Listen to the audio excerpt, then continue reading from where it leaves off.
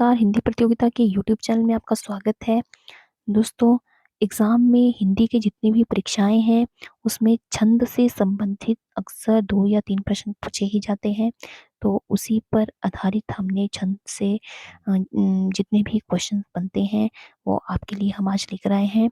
तो वीडियो को ध्यान से देखिए और एंड तक बने रहें, ताकि आपके एग्ज़ाम में जो है छंद से संबंधित जितने भी प्रश्न आपसे पूछे जाएँ, तो आपका उसमें से एक भी नंबर जो है वो मिस ना हो। तो शुरू करते हैं। पहला प्रश्न है, किस छंद के पहले और तीसरे चरणों में 13-13 मात्राएँ और दूसरे और चौथे चरणों में 11-11 मात्राएँ होती हैं? तो 13-13 मात्राएँ तीसरे चरण पहले और तीसरे चरण में 13 मात्राएँ और दूसरे और चौथे चरण में 11-11 मात्राएँ जो है वो दोहा छंद में होती हैं।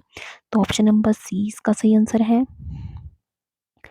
अगला प्रश्न है, अर्थ सम किस मात्रिक जाति का छंद है?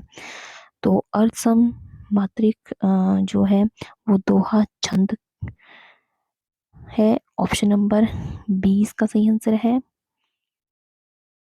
अगला प्रश्न है, चौपाई छंद के प्रत्येक चरणों में कितनी मात्राएँ होती हैं? तो चौपाई छंद के प्रत्येक चरण में जो है वो 16 मात्राएँ होती है। ऑप्शन नंबर सी इसका सही आंसर है, 16 मात्राएँ। अगला प्रश्न है, छंद कितने प्रकार के होते हैं? ये कई बार एग्ज़ाम में पूछा जाता है, लेकिन कई बार जो स्टूडेंट्स जो भी होते हैं, वो कन्फ्यूज़ हो जाते हैं कि कई बार कुछ लोग ये समझते हैं कि छंद 2 प्रकार के होते हैं, लेकिन छंद जो है वो 3 प्रकार के होते हैं, तो ये आप याद रखें। तो ऑप्शन नंबर बी इसका सही आंसर है।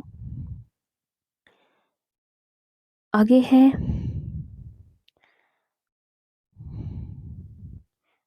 तो छंदों के प्रकार जो है, वार्णिक छंद, मात्रिक छंद और मुक्त छंद, ये 3 प्रकार होते हैं छंद के। आगे है, दोहे और रोले को क्रम से मिलाने पर कौन-सा छंद बनता है? तो दोहा और रोला को क्रम से मिलाने पर जो है वो कुंडलियाँ छंद बनता है।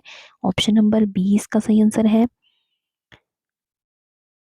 अगला प्रश्न है, वीर या आल्हा किस जाति का छंद है? तो वीर या आल्हा जो है वो मात्रिक छंद है। ऑप्शन नंबर बी इसका सही आंसर है। अगला प्रश्न है, किस छंद में वार्णिक या मात्रिक प्रतिबंध ना हो, वह छंद क्या कहलाता है? तो जिस छंद में वार्णिक या मात्रिक प्रतिबंध ना होता है तो उसे मुक्त छंद कहा जाता है। तो ऑप्शन नंबर बी सी इसका सही आंसर है। अगला प्रश्न है, किस छंद में 6 चरण होते हैं?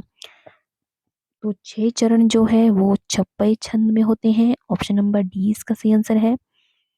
दोहा छंद के प्रथम और तीसरे चरण में कितनी मात्राएँ होती हैं? तो दोहा छंद के प्रथम और तीसरे चरण में जो है वो 13 मात्राएँ होती हैं। ऑप्शन नंबर सी इसका सही आंसर है। अगला प्रश्न है, छंद का सर्वप्रथम उल्लेख कहाँ मिलता है? तो छंद का सर्वप्रथम उल्लेख जो है वो ऋग्वेद में मिलता है। ऑप्शन नंबर ए इसका सही आंसर है। अगला प्रश्न है, छंद पढ़ते समय आने वाले विराम को क्या कहते हैं? तो छंद पढ़ते समय जो है, जो बीच में जो विराम आता है, तो उसे यति कहा जाता है। ऑप्शन नंबर बी इसका सही आंसर है। कोई भी छंद किससे विभक्त रहता है? तो कोई भी छंद जो है वो चरणों और यति दोनों में विभक्त रहता है। तो ऑप्शन नंबर सी इसका सही आंसर है। निम्नलिखित में से कौन छंद का प्रकार नहीं है?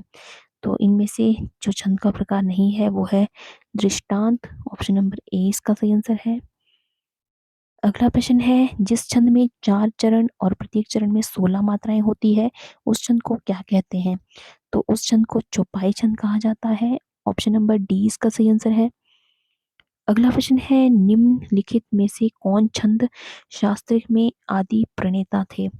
तो छंद शास्त्र में आदि प्रणेता थे पिंगल ऋषि। ऑप्शन नंबर सी इसका सही आंसर है। अगला प्रश्न है, छंद से संबंधित गणों की सही संख्या है?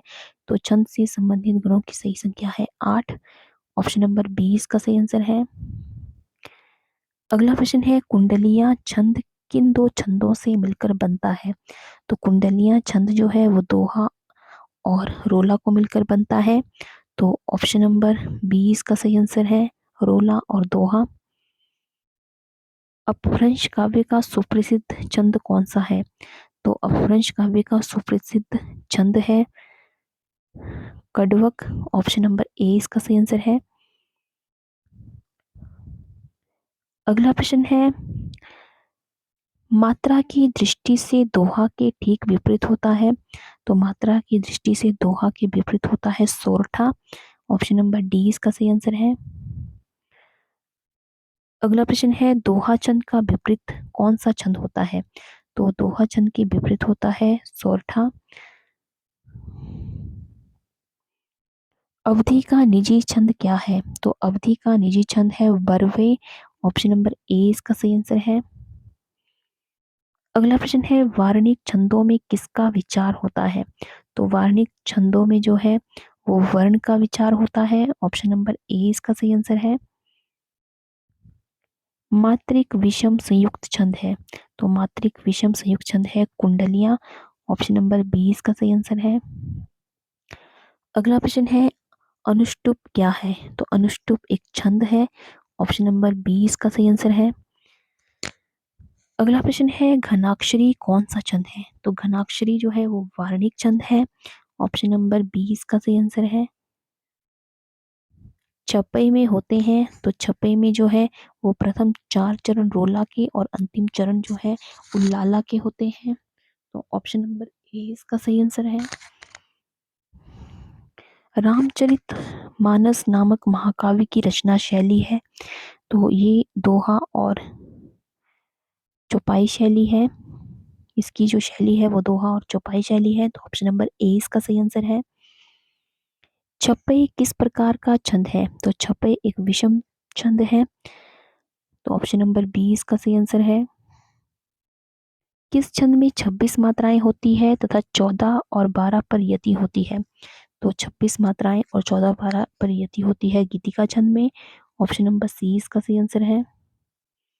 किस छंद का प्रथम और अंतिम चरण एक सा होता है?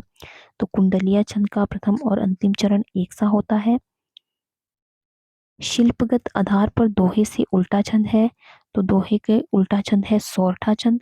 ऑप्शन नंबर सी इसका सही आंसर है, सोरठा।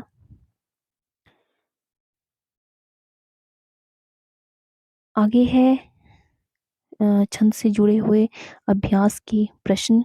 निराला की कविता जूही की कली किस छंद का उदाहरण है? तो निराला की कवि जूही की कली जो है वो मुक्त छंद का उदाहरण है। ऑप्शन नंबर सी इसका सही आंसर है। राम लखन सीता सहित हृदय बसहो सुरभूप प्रस्तुत पंक्तियों में कौन सा छंद है? तो इसमें दोहा छंद है। ऑप्शन नंबर सी इसका सही आंसर है। प्रिय पति वह मेरा प्राण प्यारा कहाँ है प्रस्तुत पंक्तियों में कौन सा छंद है? तो इसमें मालिनी छंद है। ऑप्शन नंबर बी इसका सही आंसर है। या लकुटी अरु कमरिया पुर राज दीहो पुर को तजी डारो प्रस्तुत पंक्तियों में कौन सा छंद है?